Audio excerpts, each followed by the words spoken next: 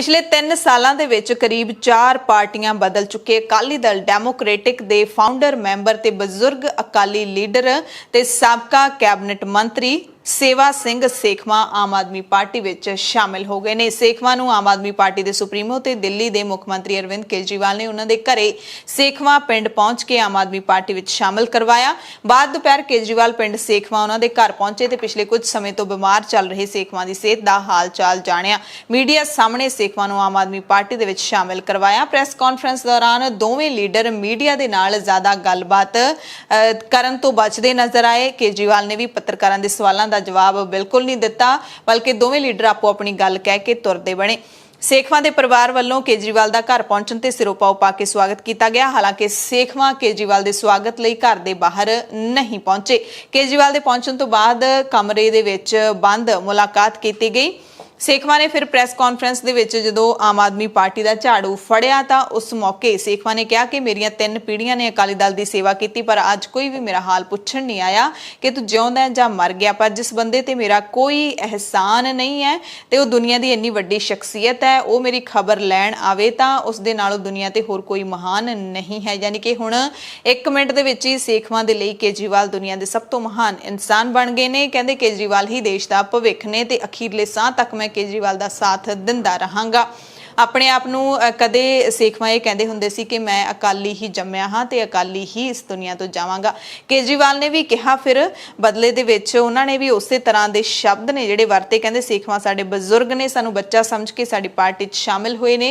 असीं दिलों उन्हां दा पार्टी च आउण ते स्वागत करदे हां। साडा मार्गदर्शन करनगे। साडी नवीं पार्टी है, सानू सियासत दा बहुता कोई तजर्बा भी नहीं है, पर साडा इक्को एक मिशन है, असीं पंजाब नूं वधिया बनाउणा है जिथे अमन शांति ते सब दा विकास होवे। मैं अपने घर विच करीब बैठ ते सां, अज इन्हां ने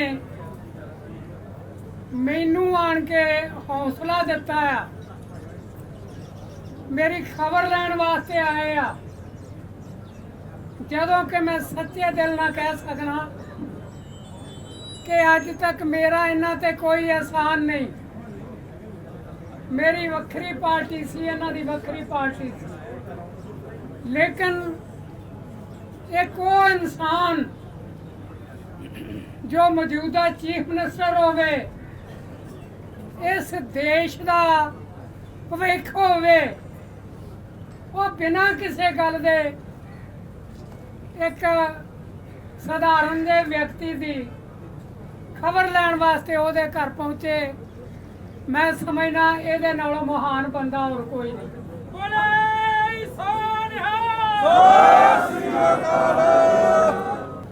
मैं तो राजनीति में नया हूँ, मुझे ये कहने की ज़रूरत नहीं है, बताने की ज़रूरत नहीं है कि उनके फादर साहब का, उनके परिवार का पंजाब की राजनीति में कितना बड़ा योगदान रहा है और पंजाब के विकास के अंदर कितना बड़ा योगदान रहा है। अभी कुछ दिन पहले मुझे पता चला कि उनकी तबीयत काफ़ी ज़्यादा ख़राब है, तो आज उनकी हालचाल पूछने के लिए मैं उनके घर आया हूँ। भगवान से प्रार्थना करता हूँ कि भगवान उनको जल्दी ठीक करें, उनको लंबी आयु बख्शें और ज़िंदगी में वो जो भी करें उनको पूरी सफलता बख्शे ऊपर वाला।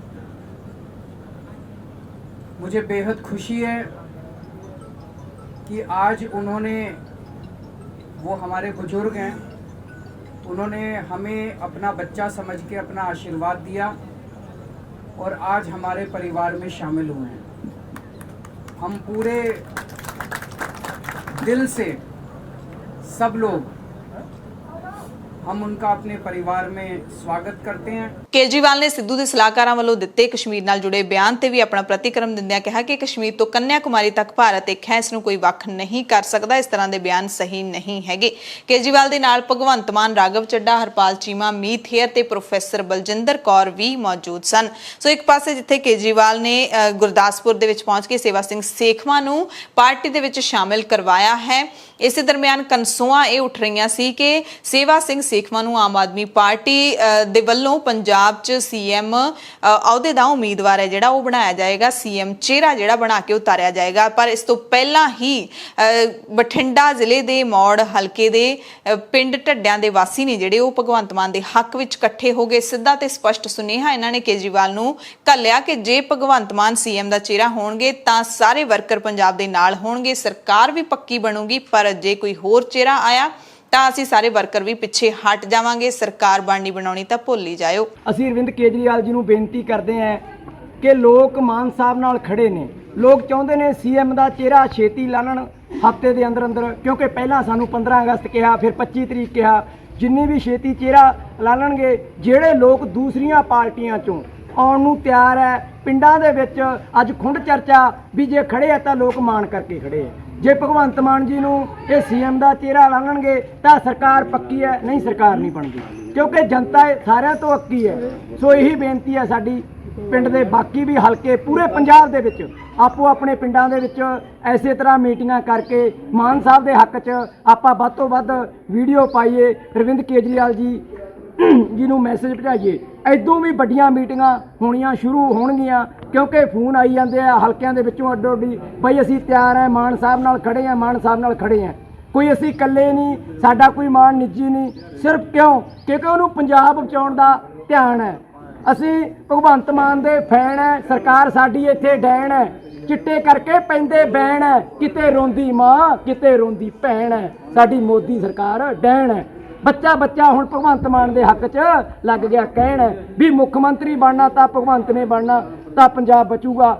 ਜੇ ਕਿਸੇ ਦਾ ਹੋਰ ਚਿਹਰਾ ਲਾਉਂਦੇ ਆ, ਸਰਕਾਰ ਬਣਨੀ ਤਾਂ ਦੂਰ ਦੀ ਗੱਲ, ਵਲੰਟੀਅਰ ਵੀ ਆਪੋ ਆਪਣੇ ਘਰਾਂ 'ਚ ਬਹਿ ਜਾਣਗੇ। ਤੇ ਇਸ ਦੇ ਨਾਲ ਖਬਰਾਂ ਇਹ ਵੀ ਮਿਲੀਆਂ ਸੀ ਕਿ ਜਦੋਂ ਅਰਵਿੰਦ ਕੇਜਰੀਵਾਲ ਪਹੁੰਚਣਗੇ ਤਾਂ ਆਮ ਆਦਮੀ ਪਾਰਟੀ ਦੇ ਜਿਹੜੇ ਦੋ ਧੜੇ ਬਣ ਚੁੱਕੇ ਨੇ। ਇੱਕ ਤਾਂ ਜਿਹੜਾ ਭਗਵੰਤ ਮਾਨ ਦੇ ਹੱਕ ਦੇ ਵਿੱਚ ਡਟ ਕੇ ਖੜਾ ਹੈ, ਚਾਹੁੰਦਾ ਕਿ ਭਗਵੰਤ ਮਾਨ ਹੀ ਸੀਐਮ ਕੈਂਡੀਡੇਟ ਹੋਵੇ, ਤੇ ਦੂਜਾ ਧੜਾ ਇਹ ਜਿਹੜੀਆਂ ਕਨਸੂਆਂ ਆ ਰਹੀਆਂ ਸੀ ਕਿ ਗੁਰਦਾਸਪੁਰ ਜਾਂ ਅੰਮ੍ਰਿਤਸਰ ਦੇ ਵਿੱਚ ਕੇਜਰੀਵਾਲ ਦਾ ਵਿਰੋਧ ਹੋ ਸਕਦਾ ਹੈ। ਇਸੇ ਤਰ੍ਹਾਂ ਗੁਰਦਾਸਪੁਰ ਦੇ ਵਿੱਚ ਵਿਰੋਧ ਦੀਆਂ ਤਸਵੀਰਾਂ ਵੀ ਸਾਹਮਣੇ ਆਈਆਂ।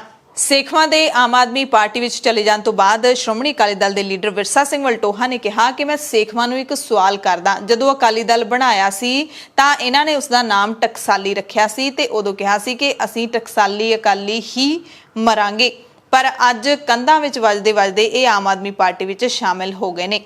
ਆਮ ਆਦਮੀ ਪਾਰਟੀ ਦੇ ਵਿਧਾਇਕ ਕੁਲਤਾਰ ਸਿੰਘ ਸੰਧਵਾ ਨੇ ਕਿਹਾ ਕਿ ਕਿਸੇ ਵੀ ਪਾਰਟੀ ਦੇ ਸਾਰੇ ਲੀਡਰ ਕਦੇ ਵੀ ਮਾੜੇ ਨਹੀਂ ਹੁੰਦੇ। ਸੇਵਾ ਸਿੰਘ ਸੇਖਵਾਂ ਚੰਗੇ ਲੀਡਰ ਨੇ, ਉਮੀਦ ਹੈ ਕਿ ਅੱਗੇ ਵੀ ਚੰਗੇ ਹੀ ਬਣੇ ਰਹਿਣਗੇ। ਆਮ ਆਦਮੀ ਪਾਰਟੀ ਨੇ 2022 ਦੇ ਵਿੱਚ ਆਪਣੀ ਸਰਕਾਰ ਆਉਣ ਤੇ ਮੁਲਾਜ਼ਮਾਂ ਦੀ ਬੰਦ ਪੈਨਸ਼ਨ ਬਹਾਲ ਕਰਨ ਦਾ ਵੀ ਐਲਾਨ ਕੀਤਾ ਹੈ। ਆਮ ਆਦਮੀ ਪਾਰਟੀ ਦੇ ਲੀਡਰ ਹਰਪਾਲ ਸਿੰਘ ਚੀਮਾ ਨੇ ਪੰਜਾਬ ਸਰਕਾਰ ਤੇ ਮੁਲਾਜ਼ਮਾਂ ਦੀ ਪੈਨਸ਼ਨ ਬੰਦ ਕਰਕੇ ਮੁਲਾਜ਼ਮਾਂ ਨਾਲ ਧੱਕਾ ਕਰਨ ਦਾ ਜਿਹੜਾ ਇਲਜ਼ਾਮ ਲਾਇਆ ਹੈ। ਕਹਿੰਦੇ ਅਸੀਂ ਦਿੱਲੀ ਵਿੱਚ ਕੇਜਰੀਵਾਲ ਦੀ ਅਗਵਾਈ 'ਚ ਮਤਾ ਪਾਸ ਕਰ ਚੁੱਕੇ ਹਾਂ, ਪੰਜਾਬ ਦੇ ਵਿੱਚ ਅਸੀਂ ਇਹ ਸਕੀਮ ਲਾਗੂ ਕਰਾਂਗੇ। ਪੰਜਾਬ ਸਰਕਾਰ ਅੜੀਅਲ ਵਤੀਰੇ ਤੇ ਉਤਰੀ ਹੋਈ ਹੈ, ਪਰ ਅਸੀਂ ਹਰ ਕਿਸੇ ਵਰਗ ਦੀ ਭਲਾਈ ਲਈ ਕੰਮ ਕਰਾਂਗੇ।